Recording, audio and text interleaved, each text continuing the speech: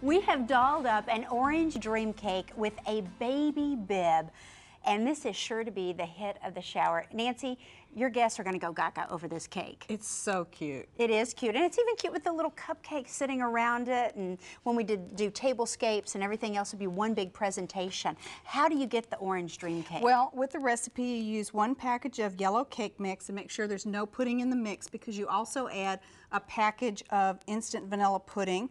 You use 2 teaspoons of freshly grated orange zest, 1 cup of orange juice, 4 eggs, and 2 tablespoons of oil. So you just mix that as you would your normal cake mix and bake it at 350 for like 30 to 35 minutes, and stick your toothpick in to make sure it's done. But then you also, for your filling in between, we're going to make that with 1 cup of milk, some more instant pudding, some more orange zest. That's hard to say, orange zest. But 2 teaspoons of orange zest. It does smell And I'm going to delicious. show you in a minute how you make the orange zest, because there's a little bit of a secret to that so that you don't get the bitter. So you want to make items. sure everything is dissolved before you add in your whipped topping? Yeah, there's no need to do this with a mixer, and you can see it's beginning to thicken up a bit. So let me put that down, and then we're going to fold in 2 cups of frozen whipped topping.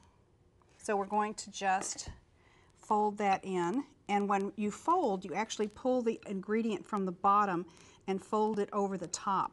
So what you're going to do is you're going to have a very light icing, but has a good orange vanilla flavor. A nice flavor. And then do you use this in the middle of your cake, or you use this on top of the cake also when you're icing it?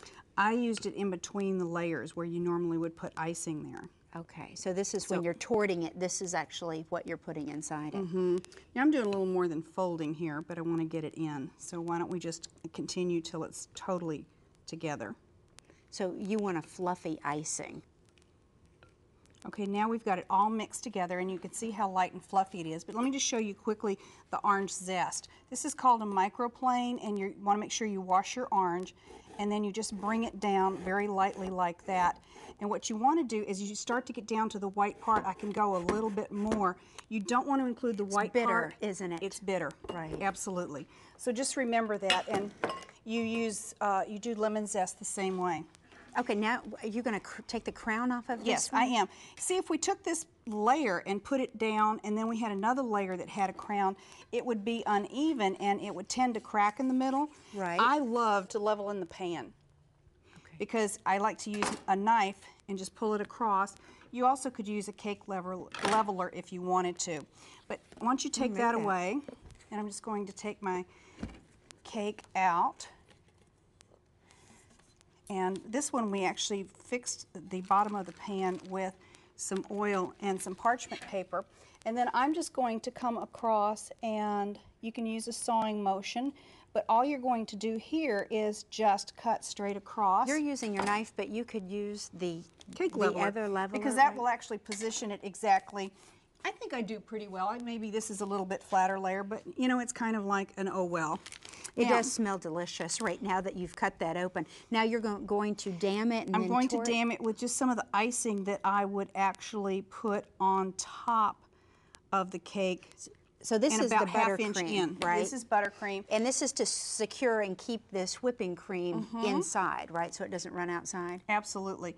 So you can just kind of put a little bit in there. You don't have to spend a whole lot of time spreading it, because when you actually come along and put this other layer on top, it will, and you press it down, it will actually move into where your icing is. And so that's how you tort it. And our finished cake actually has these 4 layers, which is actually 2 layers, but since it's been sliced and torted, it's 4. You stack it up, and here it looks really decadent because you have the height on it. And when you cut it, you see all of the layers, and it just looks really, really good. And we might mention that once you have those 2, you actually put 1 layer of the filling in the middle so they adhere together, you right? put the 2 layers on top. I just didn't want to take the time to do that. Now I've got a round cookie cutter, and I'm just going to imprint in my icing where I'm going to draw my the line. bib, right, for to outline the little part where the neck strings. would be. And then I've got a tip number 4. And this is buttercream that you're using now? And this is buttercream icing, right, that you iced And the you know what? outside If you with? have something like that happen, just pick it up and then you can just start again because you're actually going to be having some stars come with that. But you want your icing fairly thin. And if it does get a little crisp on the end of your tip, can you use something like a toothpick or something to open it up? Oh, absolutely. Or a cake pin, a hat pin like your grandma used to make. Now With the big pearl on the end of it. Yeah. Exactly. Now I'm going to come around about a ½ inch because I want to leave room for your ruffle. Ruffle. So you're just doing the outline right now for your bib. And the turntable really helps. You can see I'm just kind of going around there. You're actually kind of walking your icing. I may have come out a little bit close there. Well, you're doing it free-handed, but you can make a pattern if you feel more make secure. a pattern. Right. And then I'm going to use a toothpick to pick that up because I don't want that there. And you see how easy that is? And then you can also use your toothpick to blend that in if you want to. But then what we're going to do is next we're going to fill in with a star tip. So you can use like a tip 16, a tip 18, and you're just going to come along, and you see what I mean? You don't have to have it totally outlined. You could have outlined it in white if you wanted to. You could do this, we're doing this in blue, but if you knew, that it was a little girl, you could do it in a different color. Right, but the yellow cake is pretty neutral. Yellow's a neutral color, and the ducks are so sweet. I was thinking about this while we use ducks. Women at that 9-month point, don't you remember waddling like a duck? I never thought about it like that. Well, I don't think that's why they use it. I just was thinking about it. I remember my 9 months, but worth every minute of it. So you would just keep going around with that. So you squeeze, stop squeezing, and left. And you see I have a couple tips. So then after that kind of dried out, I would pat that down. And now this is your ruffle. Is this a leaf tip that you're using, Nancy? Yes, it's a petal tip or a leaf tip. Now I'm actually going to start on this side. And with that, you're just holding it at a 45-degree angle. And you just keep going up and down like your zigzag. And you just put the ruffle around the outside of that. So that looks pretty easy. This is still buttercream and that then you're you could using. you could just continue doing that.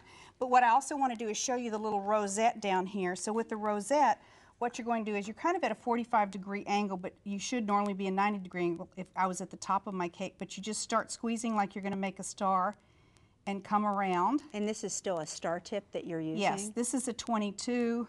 So a bit larger than the one that it's a little hard to do upside down, right? Okay, but you just come around here like that. And so that's your rosettes. And then you can just put your little ducks wherever you want. We're just and these are the pre-made little sugar molds that you can purchase and pick them up with a spatula. Yeah, I've got mine up a little higher. Take a look at the finished product over there. And of course you can do the cupcakes with it if you have any small children at the shower or if you have a few extra guests that you need to feed. So